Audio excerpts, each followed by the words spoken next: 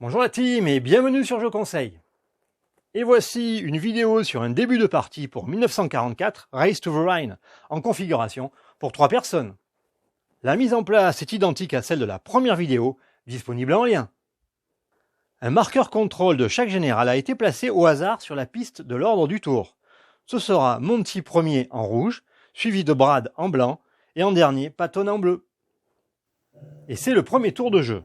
Monty, en première action, décide de prendre du ravitaillement. Il ajoute dans sa base 3 pions du même type venant du stock de ravitaillement. Ce sera du carburant.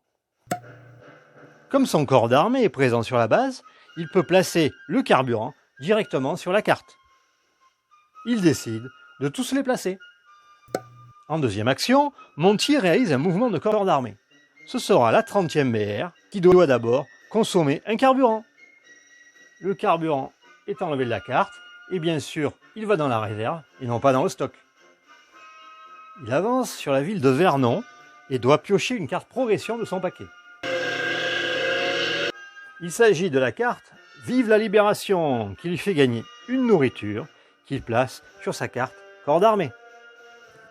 La nourriture vient dans la réserve, puis il défausse sa carte et place un marqueur contrôle sur la ville. Son deuxième mouvement est sur Beauvais. Il pioche une carte et il s'agit d'une division de l'Axe, la 226e infanterie. Il doit dépenser une munition pour remporter le combat. C'est ce qu'il fait, la munition va dans la réserve et il récupère la carte.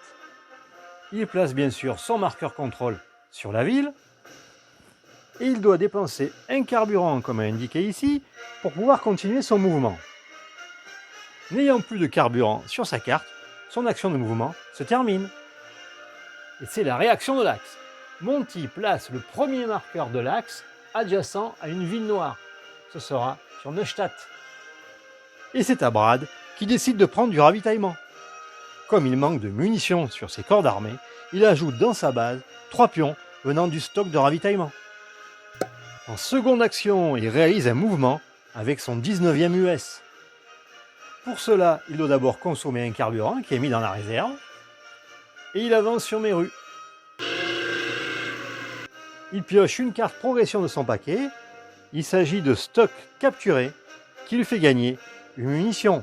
La munition est prise de la réserve et elle est placée sur sa carte corps d'armée. Il défausse sa carte et place un marqueur contrôle sur la ville. Son deuxième mouvement est sur Montdidier. Il pioche une carte et il s'agit de les Boches. Il doit dépenser un carburant comme indiqué ici pour continuer son mouvement. C'est ce qu'il fait. Le carburant est placé dans la réserve. Il défausse la carte et place un marqueur contrôle sur la ville. Son troisième mouvement est sur Amiens.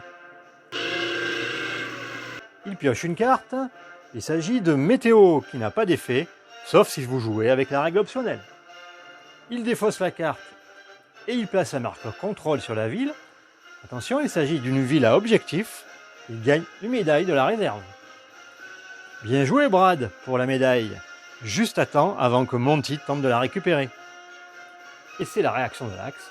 Brad place un marqueur Axe adjacent à un marqueur existant sur la ville de Piersens. L'objectif bien sûr est de gêner Patton sur son déploiement. Et c'est à Patton qui commence en première action par prendre du ravitaillement. Lui aussi, il manque de munitions. Il ajoute dans sa base 3 munitions venant du stock de ravitaillement.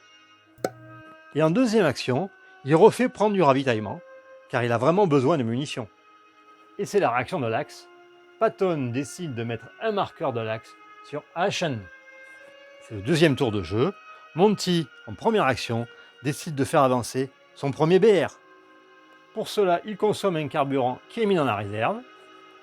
Il avance sur la ville d'Yvetot. Il pioche une carte. Et il s'agit de Résistance qui lui fait gagner une action ce tour-ci. Il place un marqueur contrôle sur la ville et avance sur Dieppe. Il pioche une carte et il s'agit de Reconnaissance. C'est une carte qu'il peut garder pour le reste de la partie. Il pourra s'en servir pendant ce tour ou plus tard. Il place un marqueur contrôle sur la ville et avance sur Dieppe. Il pioche sa carte et il s'agit de marché noir qui lui permet d'échanger un pion ravitaillement contre un autre. Il décide d'échanger du pétrole contre une munition de la réserve. La carte est défaussée et il place un marqueur contrôle sur la ville. A noter qu'il a pris un dépôt, très utile pour le ravitaillement. Et en troisième mouvement, il se déplace sur Abbeville. Il pioche une carte. Il s'agit de ravitaillement capturé qui lui fait gagner un carburant de la réserve. La carte est défaussée et il place un marqueur contrôle sur la ville. En deuxième action, il décide de prendre du ravitaillement et cette fois-ci, un pion ravitaillement de chaque type qu'il prend de la réserve. Et il décide d'utiliser sa capacité spéciale pour prendre 2 pions ravitaillement supplémentaires. Ce sera un carburant et une munition de plus qu'il place sur son dépôt à Dieppe. Et sa carte, bien sûr, est retournée pour indiquer qu'il ne peut plus utiliser sa compétence. Et c'est la réaction de l'axe. Monty décide de mettre un marqueur de l'axe sur Saarbrücken. Et c'est à Brad qui fait l'action prendre du ravitaillement. Il décide de prendre depuis la réserve. Ce sera donc un pion de chaque type. Les pions sont placés dans sa base. Et en deuxième action, il transporte son ravitaillement. Il peut poser jusqu'à 3 camions comme indiqué ici sur le tableau de logistique. Et chaque camion placé peut transporter au maximum 5 pions ravitaillement. Il place ces 3 camions et il transporte son ravitaillement. Ce sera les 4 munitions et le carburant. Puis, ce camion transporte 2 munitions et celui-ci un carburant.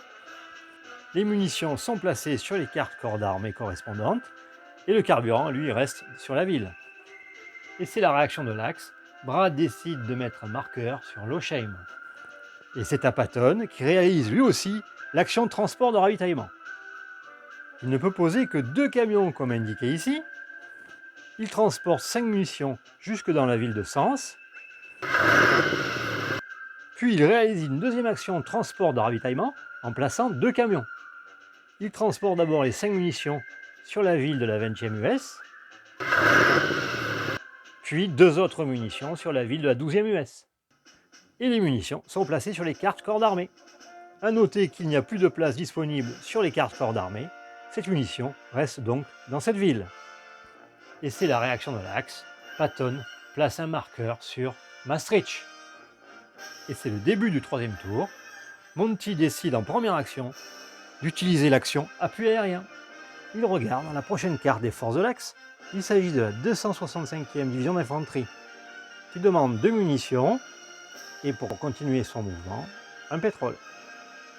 Il replace la carte sur la pioche et place son marqueur appui aérien sur la carte. Et en deuxième action, il réalise l'action de mouvement sur ce corps d'armée.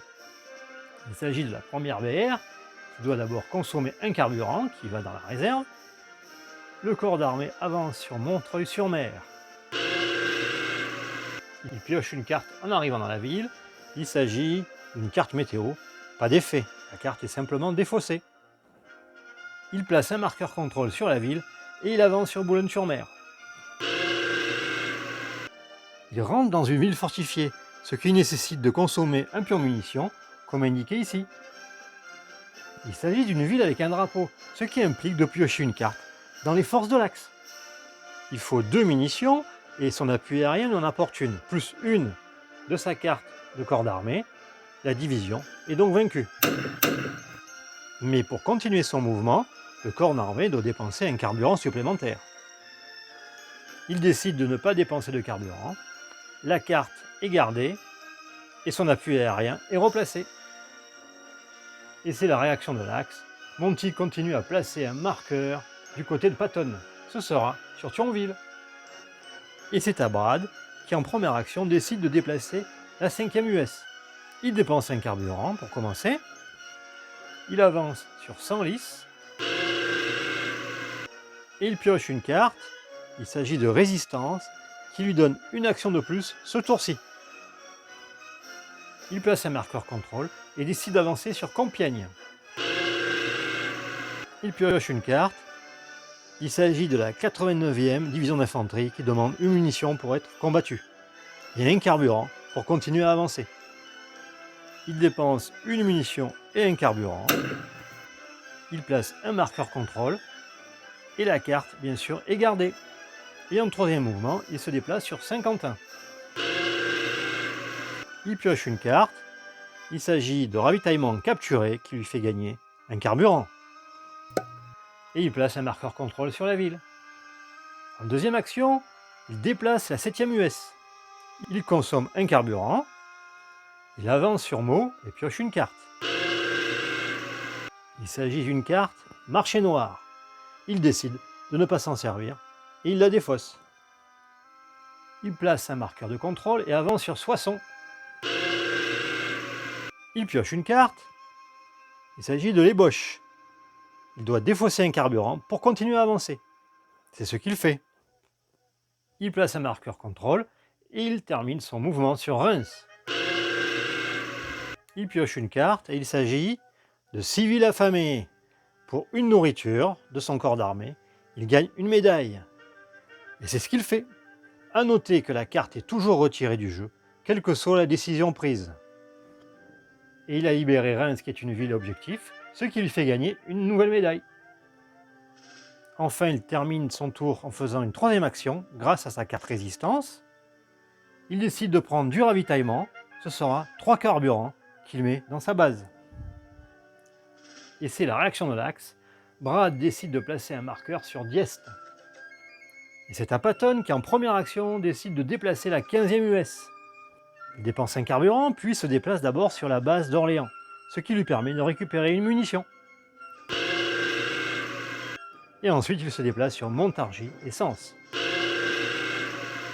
A noter qu'il n'a pas eu à piocher de cartes, puisque ces villes sont sous son contrôle. Grâce à la compétence de Patton, il a droit à une action de mouvement gratuite. Il décide de déplacer le 12e US, ce qui demande d'abord de consommer un carburant. Il se déplace sur Brienne-le-Château et pioche une carte.